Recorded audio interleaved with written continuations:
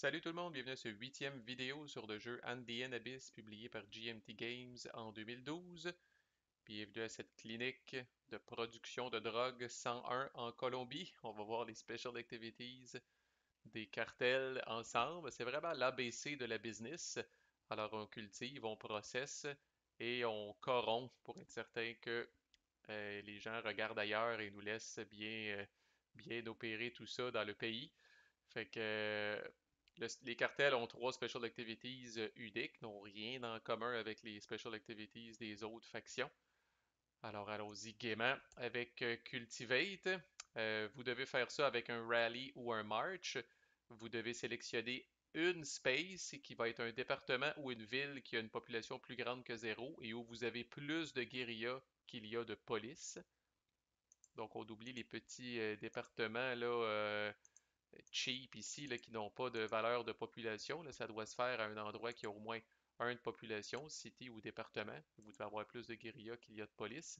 Et là, vous avez deux choix. Soit que vous téléportez une base de n'importe où sur la map à cette space-là, ou si c'est une space que vous aviez choisie pour faire du rally, vous allez carrément placer une base dans cette space-là.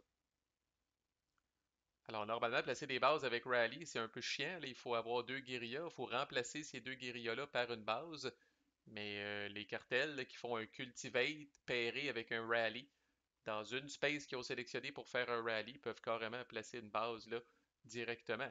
Et avec le rally, peut-être que vous avez ajouté au moins une guérilla dans cette base-là, pour la protéger. Parce que je répète qu'une base toute seule, c'est une cible facile pour à peu près n'importe quelle autre faction. Là. Donc, ce qui ferait du sens serait de sélectionner du space, faire un rally.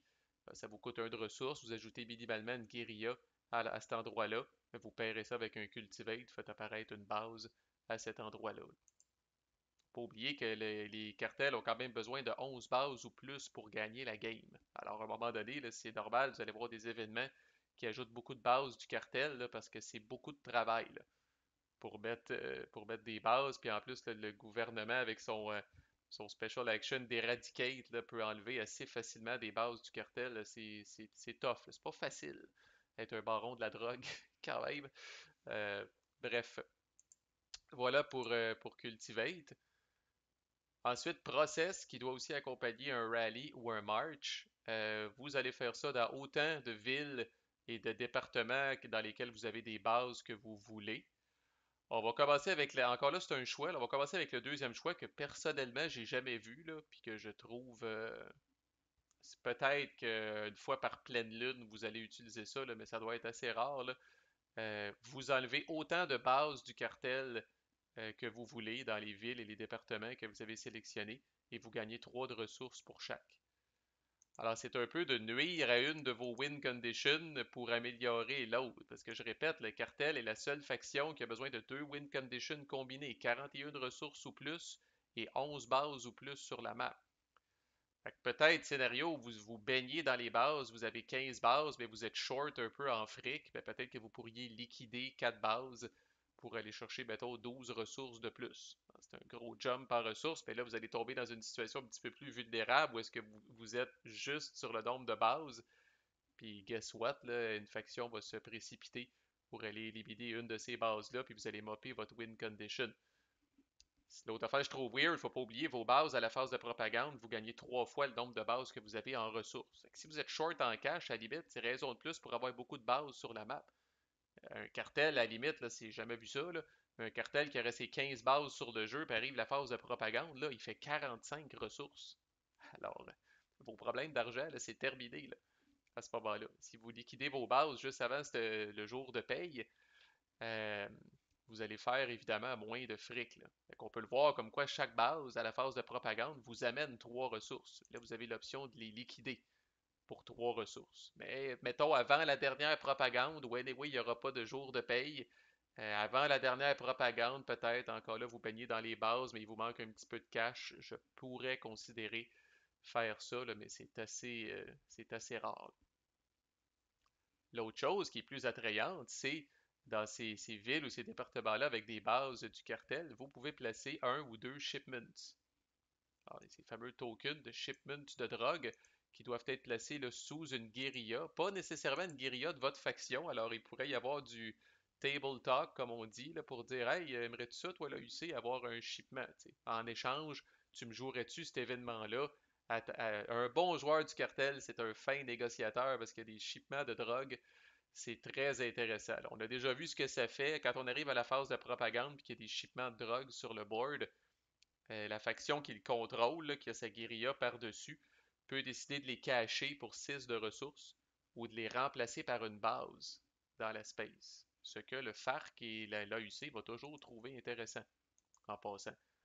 Alors ça, vous pouvez négocier ça. Fait qu'ici, tu sais, ça c'est une space légale pour faire du process parce que j'ai des bases du cartel. Mais j'ai une petite guérilla de l'AUC ici. Alors je pourrais voir si l'AUC, ça l'intéresse d'avoir un shipment de drogue, par exemple, ou je pourrais venir le mettre en dessous de ma propre guérilla du cartel qui est ici. Les shipments qui sont placés avec une guérilla vont se déplacer avec ces guérillas-là. Donc, si ces guérillas-là marchent, si ces guérillas-là sont téléportés d'une quelconque façon, là, on a vu dans l'opération de rally qu'on peut, on peut rallier justement nos guérillas et les téléporter de n'importe où sur la map, sur une space où on a une de nos bases. Si on fait ça, là, les shipments suivent. Bon, vous pouvez, c'est sûr, vous pouvez vous imaginer la fameuse valise pleine de drogue. Vous pouvez vous imaginer là, les sacs Ziploc de drogue là, qui sont tapés sur une personne ou placés dans différents orifices qu'on ne nommera pas ici dans cette vidéo-là. Là. Mais théoriquement, un shipment, là, c'est plus toute la logistique, c'est d'avoir les acheteurs potentiels, c'est d'avoir le réseau de vente. Là, c'est un peu plus complexe là, que juste 3-4 poches de cocaïne. Là. Fait que c'est pour ça que ça suit quand même la guérilla. Là. Le propriétaire d'un shipment peut le transférer en n'importe quand, autrement dit. Il peut le transférer à une autre guérilla de sa propre faction ou à une guérilla même d'une autre faction, s'il veut. OK? Tout ça doit se passer dans la même space, évidemment, là, mais ici, l'AUC, même après avoir accepté le shipment, pourrait dire après ça au cartel, pourrait lui retourner la politesse peut-être, puis dire hey, si je te redonne le shipment, tu me joues dessus, toi, l'événement, pour empêcher le FARC de gagner. Bon, on voit toutes sortes de discussions là, aux tables de coin.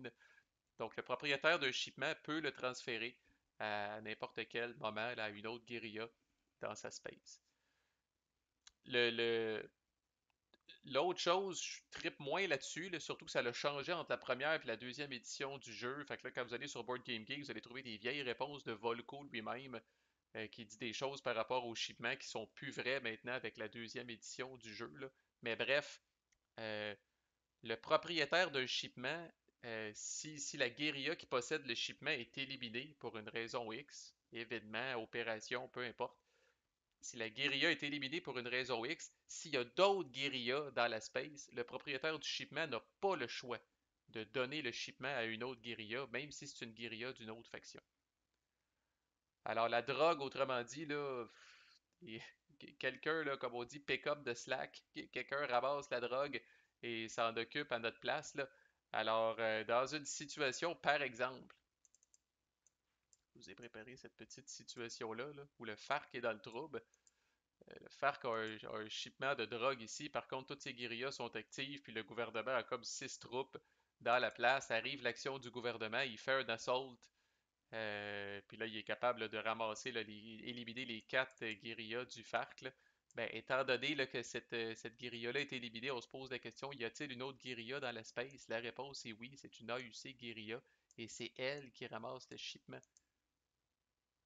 Alors, dans ce cas comme ça, le gouvernement ne réussit pas à complètement à ramasser le shipment puis avoir son plus 6 de aid auquel il a droit normalement là, quand il fait un assault. Là. Euh, on présume là, que la guérilla de l'AUC, thématiquement, là, a eu vent de ça, ramasser le shipment. Là, et le FARC n'a pas son mot à dire dans cette situation-là. Là. Ce n'est pas le choix du FARC. Si sa guérilla, il peut à tout moment transférer le shipment à une autre guérilla dans sa space. Mais dans ce cas-là, il est forcé de le faire parce que sa guérilla qui avait le shipment est complètement éliminée et il y avait une autre guérilla dans la space.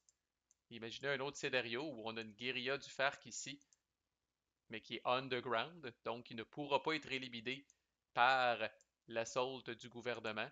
Alors là, juste avant d'être éliminé, ou même après avoir été éliminé, c'est pas grave, c'est quand même le owner actuel du shipment qui décide. Alors le FARC pourrait dire, tiens, tiens, cette guérilla-là va ramasser mon shipment, merci beaucoup, là. Ceci dit, il va quand même perdre ces quatre guérillas-là là, suite à l'assaut, là, mais au moins le shipment est sain et sauf. Donc vous pouvez le transférer à n'importe quel moment dans une autre guérilla de votre space, mais vous devez le transférer s'il y a une autre guérilla dans votre space, vous devez le transférer avant que, ben, au moment de votre élimination finalement, là, si c'est possible.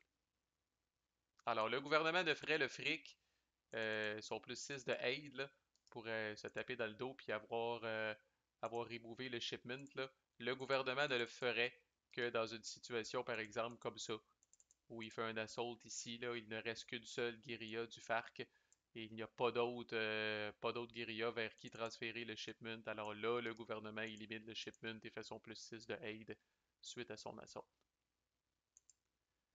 Et c'est vrai pour les autres affaires, là, le wording, bon, je me passe de commentaires, là, mais tu sais, pour assassinate ici, là, on remove one enemy piece, take any shipments removed, pas tout à fait vrai, là, tu sais, vous êtes le AUC, vous êtes ici, euh, le cartel a le cartel a son truc ici, fait que vous faites un assassinate combiné avec un terror.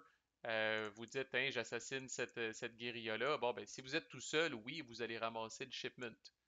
Mais imaginez qu'il y a une guérilla du FARC qui est là. Ben, encore là, au moment d'être éliminé, le cartel pourrait décider, puis il risque fort de donner le shipment au FARC parce qu'il va être frustré après vous pour avoir éliminé sa guérilla, là. C'est le cartel qui déciderait à ce moment-là. Alors, ma guérilla est éliminée. Vers qui je transfère le shipment? Est-ce que je le donne au FARC ou est-ce que je le donne à l'AUC qui vient de m'assassiner? On peut se douter de la réponse quand même. Fait que voilà, personnellement, mais là, à partir de maintenant, c'est Marco qui parle. Euh, Bon, je trouve qu'il y a un peu plus de thrill. Probablement que j'aurais aimé mieux la règle la première édition. J'ai jamais joué à la première édition, mais probablement que j'aurais aimé mieux la règle, peut-être, la première édition, là. Si c'était le fait que le shipment appartient à la guérilla, puis tant pis si cette guérilla-là se fait coincer, je trouve que ça rajoute un thrill. Je trouve que ça rajoute un aspect un peu tactique de dire j'ai ma guérilla ici qui se promène avec mon shipment, je la fais courir, je la fais sauver des forces de l'ordre. Je trouve que ça fait plus de sens que d'avoir le shipment là, qui passe de main en main, là, puis qui est un peu comme un savon là, qu'on n'est pas capable de saisir, là, puis qui est dur à éliminer, là. Mais bref, euh, voilà, ferme la parenthèse ici. Une utilité du shipment qu'on n'a pas vue. On a vu, là, comme je disais, là, c'est écrit dans le bas du counter, là, base slash 6 ressources. On en a parlé dans la phase de propagande. La portion du haut, où est-ce que c'est écrit Free Lemop, c'est encore plus intriguant et flexible comme patente. Une faction qui a un shipment peut décider à n'importe quel moment où est-ce qu'elle est en train de faire une opération sans special activity. Donc, soit ça ici, là, une up only no special activity ou une limited operation, c'est bon aussi. Le temps qu'il n'y a pas de special activity euh, dans ce que la faction est en train de faire, elle peut décider d'utiliser son shipment pour faire, comme c'est indiqué sur le counter, une limited operation gratuite. Alors vous allez dire, oh, c'est pas la mer à boire, à part, ça, bon, limited operation gratuite, ça ne coûtera pas une ressource. Mais ce qui est très intriguant de cette affaire-là, c'est que la limited operation que vous décidez de faire peut être d'un autre type que celle que vous êtes en train de faire. Et ça, c'est du jamais vu, peut-être pas dans l'histoire des coins, mais honnêtement, j'ai pas vu ça souvent, if ever, dans un coin. Ça veut dire que vous pourriez faire un march combiné avec une attaque dans une space. Vous pourriez faire un march combiné avec une terror dans une space. Attaque combinée avec terror. Rally combiné avec march. Name it. Rally, on ramène tout le monde à une place. March avec le shipment, on fait une limited operation, puis on bouge une partie de ces guérillas-là à côté. Il y a toutes sortes de combos possibles qu'on peut faire avec ça, là. Mais c'est très flexible. Puis ben, moi, j'ai pas tout exploré les possibilités de tout ça, là. C'est un peu déchirant parce que le shipment, elle a une base, c'est pratique. Plus 6 ressources, c'est pratique. Puis là, cette affaire-là que je viens d'expliquer, c'est pratique. Puis c'est quand même rare qu'on a des shipments. Là, c'est le cartel qui les crée. Là, il y a des événements, là. Mais la majorité du temps, c'est le cartel qui les a, c'est le cartel qui les crée. Mais c'est très flexible et intéressant, ça, comme option. Ceci dit, un shipment va servir à une et une seule de ces trois choses-là. Fait que c'est là que c'est tout un dilemme de choisir. Mais Free Limited Operation d'un type différent de celle que vous êtes en train de faire. Et question de rajouter un peu de négociation au table talk, là, rien n'empêche, par exemple, le cartel qui est ici.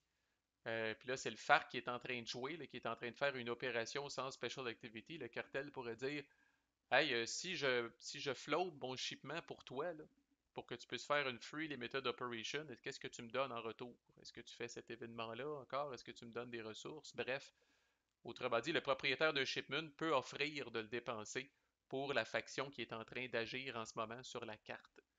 Alors, ça ouvre la porte à encore plus comme je disais, de deals puis de scénarios fuckés qui pourraient arriver dans le jeu. Et finalement, la dernière Special Activity, et non la moindre, je vous dis tout de suite, c'est probablement la Special Activity, je dirais pas la plus puissante, mais je vais dire la plus flexible que j'ai vue dans la plupart des coins. Bon, c'est normal, c'est bribe, c'est de la corruption, correct.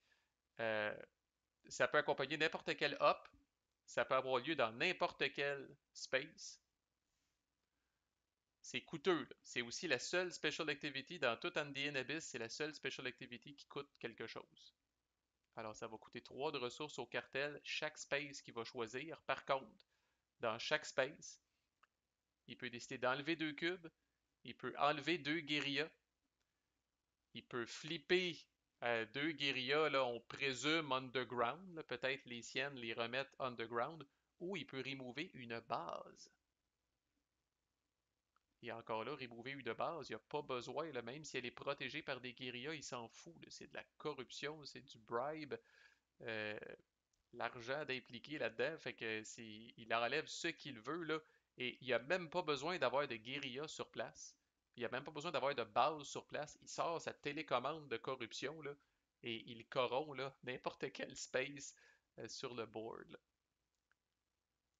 Remove or flip up, ça c'est la seule affaire. Fait que soit qu'il remove jusqu'à 2 cubes, soit qu'il remove une base, ou soit qu'il remove ou flip up 2 guérillas. Autrement dit, qu'est-ce que je pourrais battre ce cas-là ici?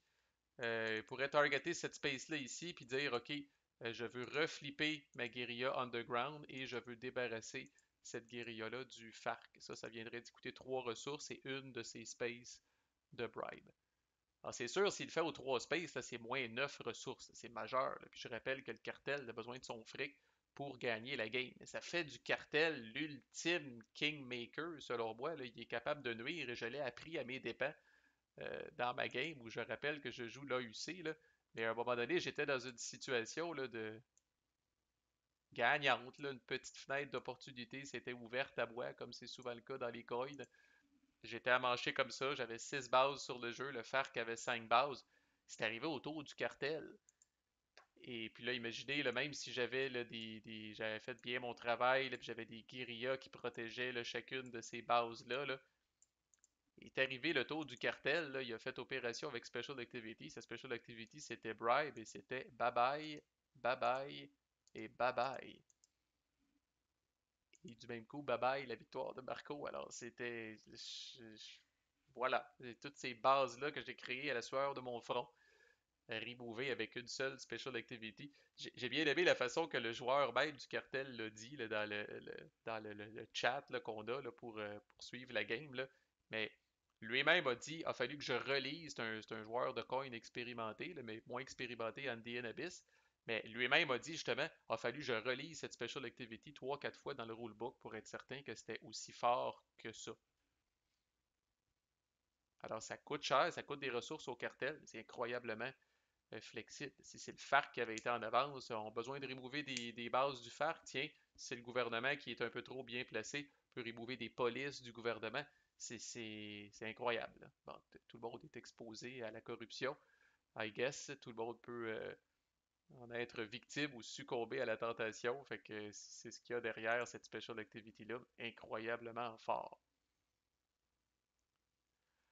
Alors voilà, ça complète notre tour des opérations et des special activities de toutes les factions d'Andean Abyss. On n'a pas fini, loin de là, on va se payer la traite avec 4 vidéos sur la revue des cartes. Il y a 72 cartes, donc 4 vidéos de 18 cartes. Il y a 18 cartes un peu pro-gouvernement, 18 cartes pro-FARC. Fait qu'on va faire on va faire la revue de ces cartes-là, là, des cartes très puissantes, très flavorful, très belles. Moi, l'art du coin me parle beaucoup là, personnellement. Alors, on ne laissera pas ça de côté. C'est ce qui vous attend si vous poursuivez dans la playlist. À plus.